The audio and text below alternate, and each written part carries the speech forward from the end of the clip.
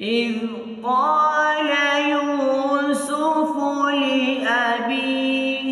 يا أبت إني رأيت أحد عشر كوكبا إذ قال يوسف لأبيه يا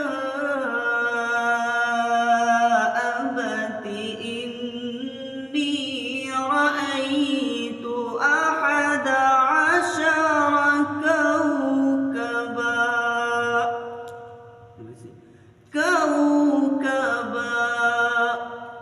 कौनो अलिफ के बाद बाकी जो अलिफ हो एकदम ना आवाज नीचे ना ऊपर एकदम बराबर कौकबा नीचे करवे कौकबा ऊपर करवे कौकबा